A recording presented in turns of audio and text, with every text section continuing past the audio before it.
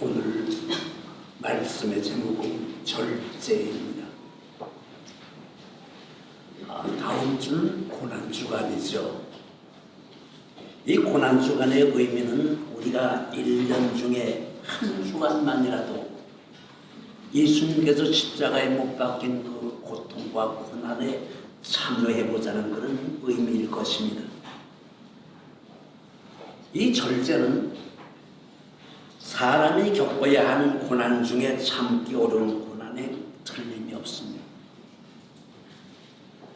이 절제라는 말의 뜻은 두 가지로 볼 수가 있어요. 첫째는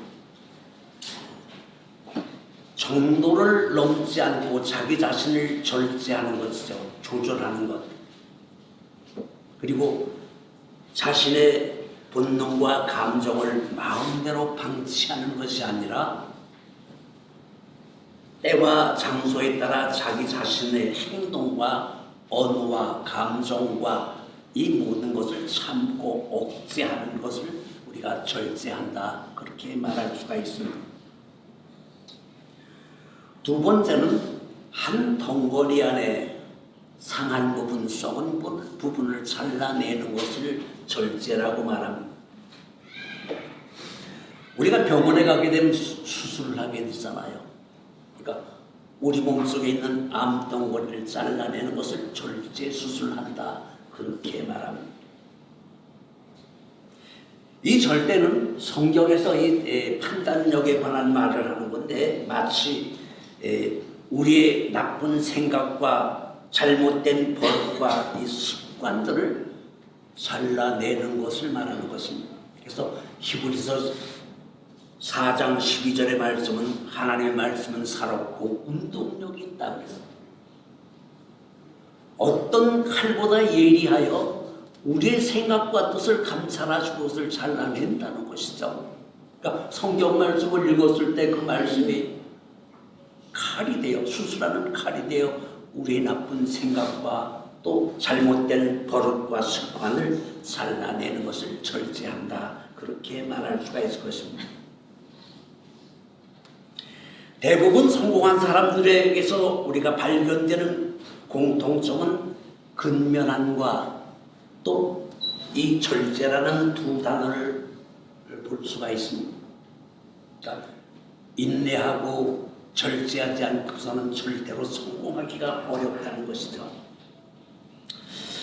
인내는 괴로움이나 어려움 이런 것을 갖다 참고 견디는 걸 말하지만, 절제는 정도를 넘지 않는 것이죠.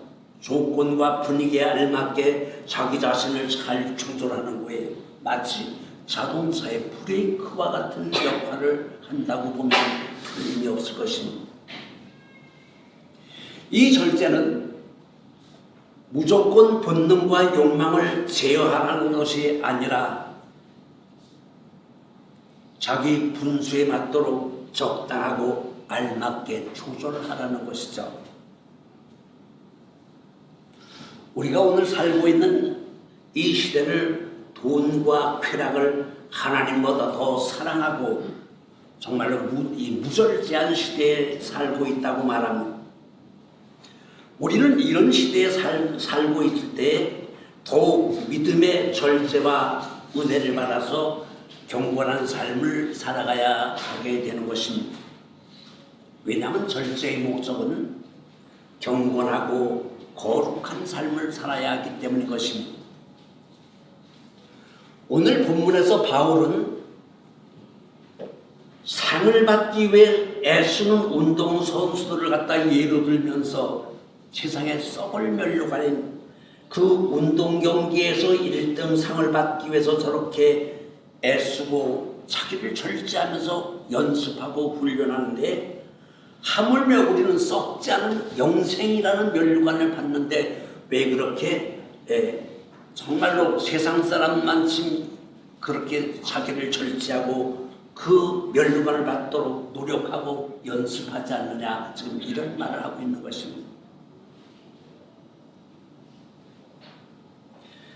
갈라디아서 5장 20절에 보면 성령의 열매 9가지를 말합니다. 그런데 제일 마지막에 이 이 절제라는 말을 사용하면서 우리는 정말로 하나님의 받은 은혜가 있고 아무리 방언을 하고 예언을 하고 자기 가진 모든 것으로 구제한다 할지라도 자기 자신을 절제하지 못한다면 결국 믿음은 헛것이라는 것을 말하고 있습니다.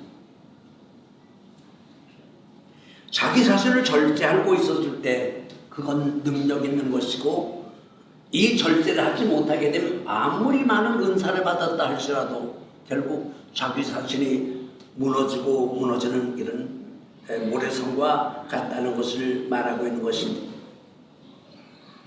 신앙생활을 하면서 성령의 역사와 악령의 역사를 구분하기가 어려울 때가 있습니다. 그러니까 성령의 역사가 있고 악령의 역사가 있어요. 이것을 구분을 어떻게 할까요? 절제라는 것을 보면 알 수가 있어요. 아무리 성령의 은사를 받았다 할지라도 그가 절제하는 것을 볼 때 그것은 성령의 역사고, 절제하지 못하게 되면 그것이 악령이라는 것을 우리가 분간할 수가 있는 것입니다. 그래서 신앙생활의 결과는요, 절제하는 모습을 보여줬을 때 그 사람은 온전한 믿음 있는 사람이다. 정말로 하나님께서 선택하고 인정하신 성도다. 그렇게 말할 수가 있을 것입니다. 그럼 사도 바울은 왜 자신을 이렇게 절제했다고 말했습니까? 27절에 보니까 남에게 복음을 전했는데, 복음을 열심히 전했는데 정작 지나고 보니까 내가 절제하지 못함으로 말미암아 내가 구원받지 못할까 두려웠다고 했어요. 그러니까 신앙생활을 아무리 잘한다 할지라도 절제하지 못하게 되면 우리가 구원받지 못하는 결과가 있다는 것입니다. 더 중요한 것은 25절에 이기기를 다투는 자마다 절제한다고 그랬어요. 무조건 우리가 이기기를 원한다면 나 자신을 절제할 수 있는 사람이 되었을 때 이길 수가 있다는 것이죠. 우리가 교회에 뭐하러 나왔습니까? 이기려고 나왔잖아요. 구원받는 자체가 이기는 것이잖아요. 마귀와 싸워서 이기는 것, 승리하는 것이 우리가 정말로 예수를 잘 믿는 사람의 모습인데, 이런 이기기를 원하는 사람은 자기 자신을 절제해야 된다는 거예요. 그리고 싸우기를 허공을 치는 것 같지 않냐고 자기를 절제했다는 거죠. 싸울 때 상대방을 똑똑히 보고 정확하게 때려야 되는데 허공을 치게 되면 결국 자기는 넘어지고 이길 수가 없다는 것이죠. 그렇기 때문에 자기를 절제하고 정말로 상대방을 잘 보면서 우리가 그렇게 했을 때 우리는 가는 곳마다 승리하는 사람이 될 수가 있다고 말하는 것입니다. 그러면 우리는 오늘 무엇을 절제해야 정말로 내가 이기고 싶은 것을 이길 수가 있고 내가 계획한 것을 성공할 수가 있을까? 세 가지로 오늘 나눕니다. 첫째는 눈으로 보는 것을 절제해야 된다고 그랬어요. 세상의 모든 죄의 근원은 눈으로 보는 것부터 시작이 되었습니다. 하나님께서 먹지 말라고 하신 선악과를 아담과 하와는 매일 쳐다보았어요. 보았더니 어떻게 했습니까? 먹음직스럽고 정말로 그걸 먹으면 뭔가 잘 될 것 같은 유혹을 받게 된다는 것이죠. 그래서 하나님께서 먹지 말라는 선악과를 따먹고 말았어요. 이 눈은 우리 몸의 보배지만 죄를 짓는 일에는 제일 먼저 앞장서기 때문에 보는 것을 우리가 절제하지 않으면 안 된다는 것입니다. 계속해서 우리가 잘못 보면 우리는 우리 인생 자체가 무너지게 되어 있다는 것입니다. 견물생심이라는 말이 있어요. 이것도 자꾸 보다 보니까 갖고 싶은 욕심이 생겼다는 것이죠. 도둑질도 탐나는 물건을 눈에 보니까 결국 훔칠 마음이 생겼다는 것입니다. 간음도 음란도 이 절제하지 못하고 자꾸 눈으로 보기 때문에 생기는 그런 불상사라는 것입니다. 올바른 신앙생활은 보는 것을 조심하고 절제하지 않으면 안 된다는 것입니다. 다윗 왕은 하나님을 잘 섬기는 훌륭한 임금이었지만 어느 날 그가 옥상에 올라가서 사방을 두리번거리는데 옆에 건물 옥상에서 어떤 여인이 벌거벗고 목욕을 하는 것을 보았어요. 어떻게 됐습니까? 마음속에 그 여인을 탐낼 마음이 생겼다는 것이죠. 그래서 결국은 다윗은 그 여인을 불러다가 결국 자기의 정욕, 정말 이 모든 것을 결국 잘못함으로 말미암아 하나님 앞에 참으로 징책받는 그런 역사를 다윗이 경험하는 것을 볼 수가 있습니다. 그래서 우리는 안목의 정욕과 이생의 자락이라는 것은 참으로 무서운 죄의 시작이라는 것을 우리가 알고 보는 것을 조심해야 된다는 것입니다. 어떤 분이 이렇게 말했어요. 믿음이 좋은 것을 분별하려면 혼자 있을 때 내가 뭘 하는가를 보면 내가 누군가를 알 수가 있다는 것이죠. 혼자 있을 때 내가 뭘 하느냐 이거예요. 뭘 보느냐. 이게 굉장히 중요한 것이라는 것. 욥은 31장 1절에 내가 내 눈과 언약을 세웠다. 눈과 언약을 세웠다는 거에 무슨 언약을 세웠습니까? 내가 예쁜 여자를 주목하지 않겠다고 자기는 스스로 눈과 언약을 세웠다고 그랬어요. 지나가다 예쁜 여자를 보고 움침이 생겼다는 것이죠. 그래서 항상 욥은 그렇게 자기 자신을 주의하고 살았다는 것입니다. 마태복음 5장 28절에 보면 너희가 여자를 보고 음욕을 품고 그 여자를 바라보는 자마다 이미 간음을 했다고 예수님은 그러셨어요. 간음을 하지도 않았습니다. 봤는데 마음에 그런 생각을 품으니까 너는 이미 간음했다는 것이죠. 그래서 예수님은 뭐라 그랬습니까? 내가 그 눈을 빼고 한 눈 가지고 천국 가서 영생하는 것이 낫지 두 눈 가지고 범죄하는 것은 신앙생활에 잘못됐다는 것이죠. 우리는 눈앞에 예수의 피 묻은 십자가를 세우고 그 십자가를 바라보면서 이 어둠과 음란과 이 모든 것을 우리가 절제하지 않으면 절대로 신앙생활하기가 어렵다는 것이죠. 그러니까 우리가 다음 주부터 고난주간인데 십자가를 바라보면서 나 자신을 절제할 수 있었을 때 우리는 보는 것을 절제할 수 있는 사람이 되는 것입니다. 두 번째는 먹고 마시는 것을 절제해야 된다는 것입니다. 사람의 본능 중에서 무엇보다 절제하지 못하는 것이 먹고 마시는 것이죠. 아담과 하와는 먹는 것을 절제하지 못해서 선악과 열매를 따먹고 말았습니다. 하나님은 결국 명령을 어겼기 때문에 그는 범죄자가 되고 말았습니다. 결과가 어떻게 됐습니까? 에덴 동산에서 쫓겨나고 말았습니다. 왜 쫓겨났습니까? 먹는 것을 절제하지 못해서 결국 쫓겨나고 말았다는 것입니다. 야곱의 형 에서는 사냥을 갔다가 왔는데 허기가 졌어요. 보니까 동생이 팥죽을 끓이고 있었습니다. 팥죽 한 그릇 달라니까 야곱이 뭐라 그랬습니까? 형, 장자 고난을 팔어. 내 팥죽 한 그릇 줄 테니까 장자 고난을 팔을래? 그러니까 에서가 어떻게 했습니까? 장자 고난을 팥죽 한 그릇 사 먹고 말어 그랬어요. 참 자기 자신을 먹는 거에 절제 못해서 그 중요한 장자의 권한을 팔아먹고 말았다는 것입니다.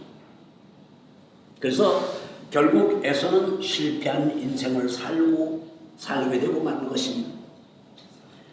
이렇게 아담과 하와나 에서는 먹는 것을 절제 못함으로 말미암아 그들이 받은 축복을 놓치고 말았다는 것입니다.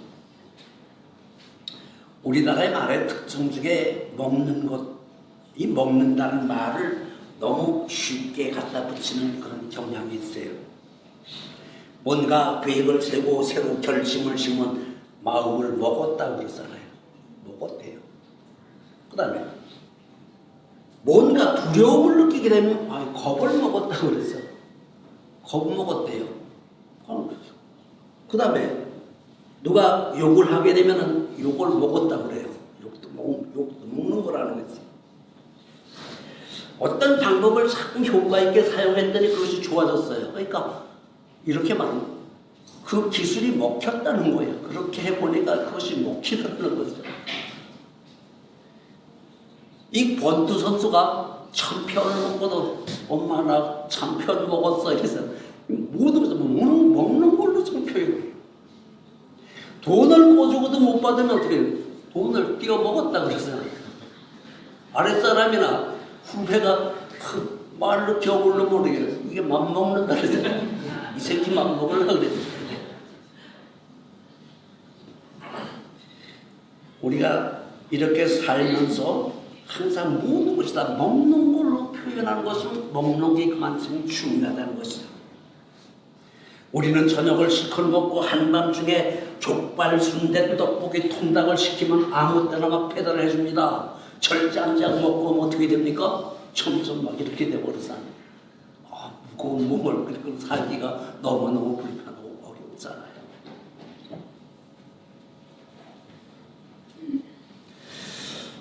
잠언서 23장 27절은 재앙이 누구에게 있느냐, 근심이 누구에게 있느냐 이렇게 물으면서 그 원망은 누구에게 있느냐 이 세 가지를 질문합니다. 그러면서 결국 누가 그런 재앙을 받느냐면 술에 잠긴 자, 정말로 혼합술을 구하러 다니는 자는 결국 그런 억울한 일을 당하고 만다는 것입니다. 이 술이 뱀과 같다고 말합니다. 술이 뱀같이 너를 물 것이요 독사같이 너를 쏠 것이다. 이 베트남에 한 10년 전에 있었던 일이네요. 어떤 분이 술 먹고 다 흘려다가 베트남 사람을 붙들려가지고 다 옷까지 다 뺏기고 팬티바람에 갔다가 중앙에다 버리고 갔어요. 술이 자꾸 취해가지고. 그러니까 한국도 아니고 정말로 우리가 하노이 살면서 절제는 술을 함부로 마셔서는 안 된다는 거죠. 절제해야 된다는 거죠.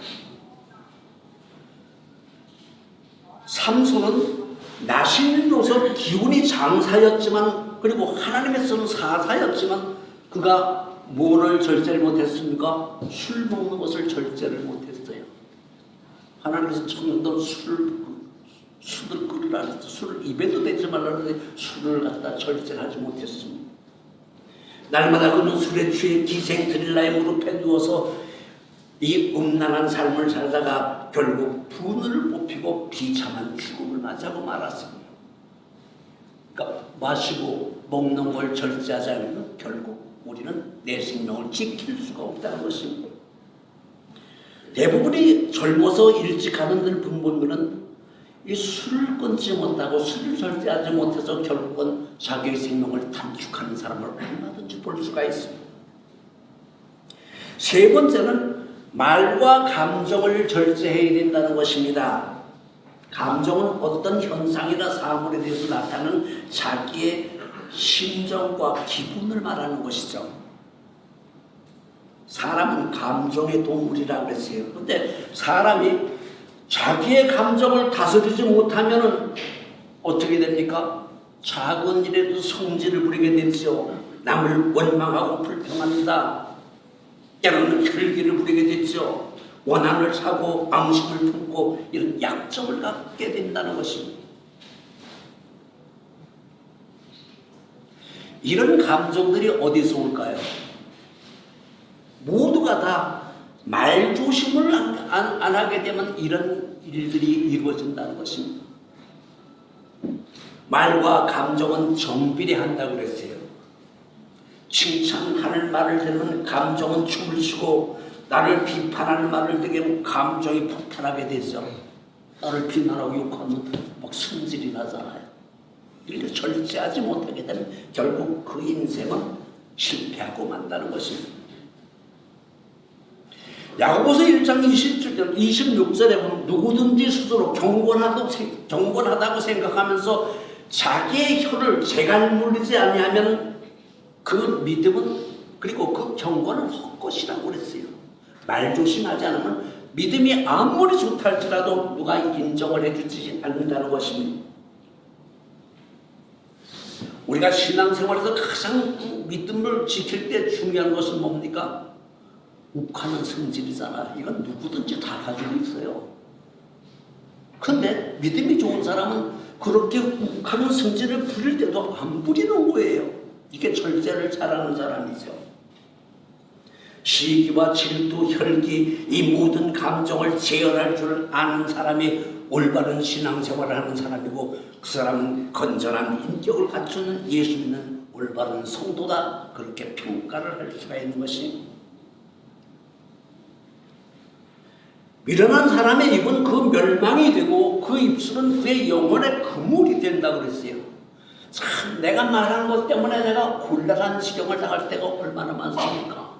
세상에서 제일 중요한 것은 조심해야 되고 절제하는 것은 입이잖아요. 입. 참, 이 입만 하나 잘 제어하게 되면요, 오늘 나온 얘기 전부 다 입에 관한 거잖아요. 말도 입으로 하죠. 술도 입으로 먹죠. 밥도 입으로 먹죠. 고기도 입으로. 이 입을 잘 사용해야 된다는 거죠. 절제를 해야 된다는 것입니다. 잠언서 16장 32절에는 노하기를 더디하는 자는 용서받아 놨고 자기 마음을 다스릴 줄 아는 사람, 절제할 줄 아는 사람은 성을 빼앗는 자보다 강하다고 그랬어요. 우리는 말로 상대방을 기분 나쁘게 할 수도 있고 말 한마디로 천냥빚을 갚을 수도 있습니다. 신앙생활을 왜 합니까? 말 잘하려고 했잖아요. 정말로 예의 바르고 올바른 말을 했을 때 천냥빚을 갚을 수 있는 사람이 되게 되면은, 사람에게 복 받는 사람이 하나님 앞에 왜 복을 못 받겠습니까? 근데 이 복을 뭘로 갚습니까? 입으로 까먹잖아요. 하나님이 직접 복을 줄 수도 있지만 하나님은 주변의 사람을 통해서 복을 줍니다. 근데 이 입이 결국 자기 자신을 실패하는 자로 만드는 경우가 너무너무 많다는 것입니다. 그러니까 말을 참고 절제하지 않고 자기 기분대로 막 하게 되면 상대방의 기분을 상하게 하고 속상하게 하잖아요. 정말로 하나님 그 사람을 통해 큰 복을 줄 수 있는 그런 기회를 놓치고 말기 때문에 우리는 실패할 수밖에 없다는 것입니다.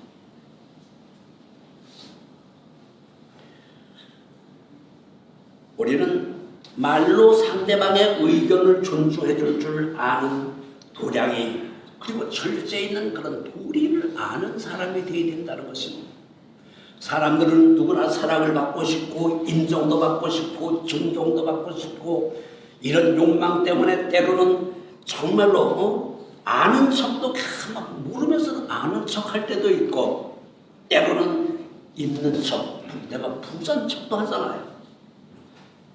그런데 절제하지 않게 되면 결국 자기의 의도한 대로 인정을 받고 존경을 받는 게 불가능하다는 것이죠. 이 입은 진실을 말해야 돼요. 거짓말하고 싶으면 입을 막아야 돼요. 말을 안 하면 되는 거잖아요.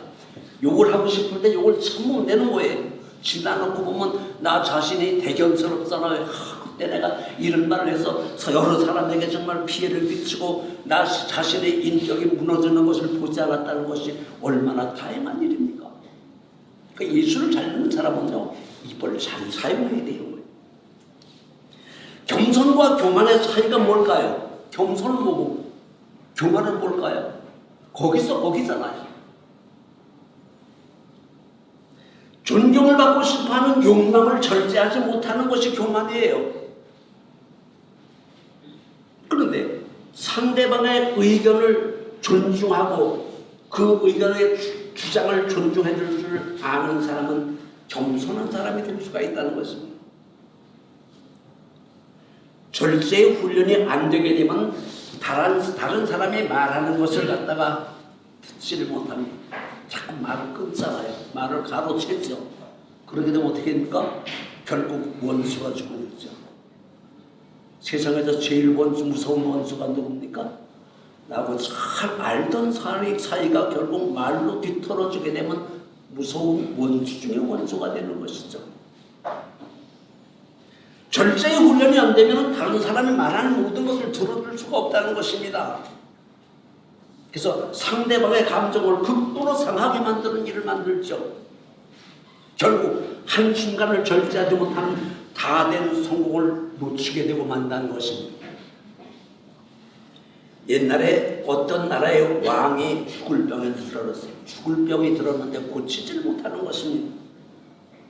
그런데 의원이 와서 진단을 할 때 뭐라고 말하냐면 이 병은 호랑이 젖을 먹기만 하면 이 병을 고칠 수가 있다고 그랬어요.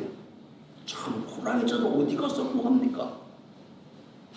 그런데 왕이 결국 호랑이 젖을 구하는 광고를 전국에다 광고를 붙였습니다.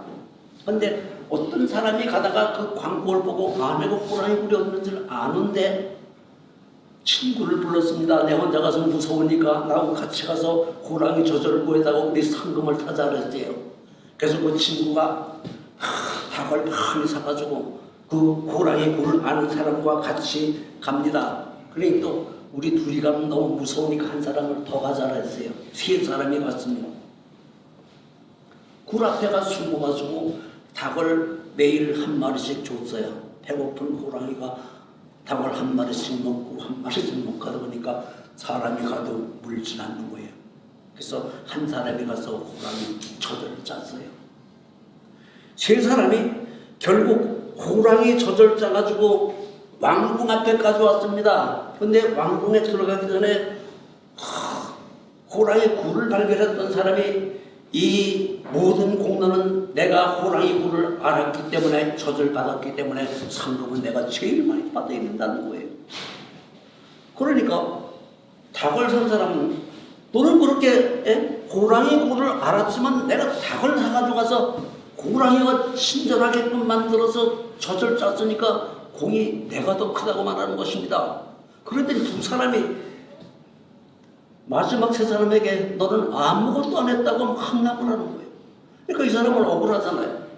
야, 나는 그래도 죽음을 무릅쓰고서 호랑이 젖을 내가 손으로 짰기 때문에 젖이 있는 것이지. 3사람이 막 싸웠어요. 이 사람이 감정을 참을 수가 없습니다. 왕궁에 들어가서 왕이 아주 흐뭇한 마음으로 그 젖을 짜가지고 온 것을 보고 이렇게 말합니다. 이것이 진짜 호랑이 젖이 맞냐? 그러니까 너무너무 감정이 산 사람이 자기를 말을 절제하지 못하고 아닙니다. 이거는 개젖이십니다. 진짜 세상 어렵게 호랑이 젖을 짜가지고 이 말을 절제하지 못하면 결국은 진짜 호랑이 젖을 갖다 개젖이라고 말하고 3사람은 참수형을 당했다는 것이 있습니다.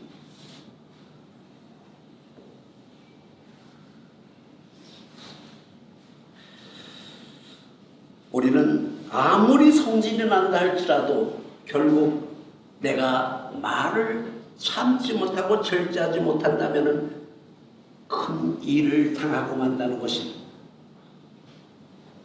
말로 남을 먼저 사랑하고 존경하고 인정하는 것이 내가 인정받고 사랑받고 존경받는 지름길이라는 것이죠.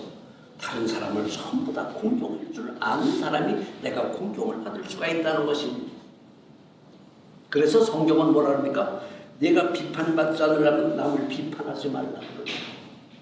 남을 비판하는 사람은 어떻습니까? 결국 그 비판했던 사람의 얘기를 듣게 되면 이 사람을 비판하게끔 되어 있어요. 똑같이 비판하는 게 한 수 더 떠버리잖아요. 점점 더 크게 벌어지죠. 그렇기 때문에 우리는 아무리 어떨 때도 내 감정을 절제할 수 있는 사람이 예수를 잘 믿는 사람이고 그가 하는 모든 일을 갖다 승리할 수 있는 기본이 되는 사람이 될 수가 있다는 것입니다.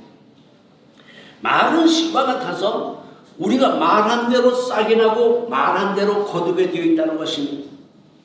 베드로전서 3장 10절에 생명을 사랑하고 좋은 날 보기를 원하는 자는 혀를 금하고 악한 말을 그치며 그 입술을 괴후를 말하지 말라고 했습니다.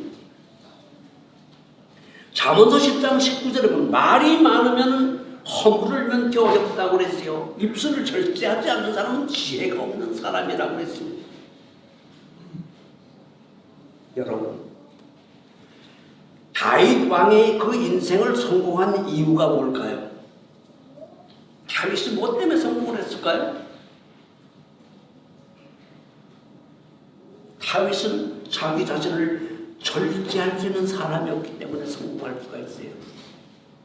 사울왕이 다윗을 죽이려고 따라다닐 때 정말로 그 쥐도 새도 모르게 사울왕을 처치할 수 있는 기회가 딱 2번 있었습니다. 동굴에 숨어 있을 때 그 사울왕이 자기 앞에 와서 대변을 누르잖아요. 칼을 들고 있어. 결국은 다윗 그 사울왕을 죽일 수가 있는데 왜 안 죽였습니까? 절제했잖아요.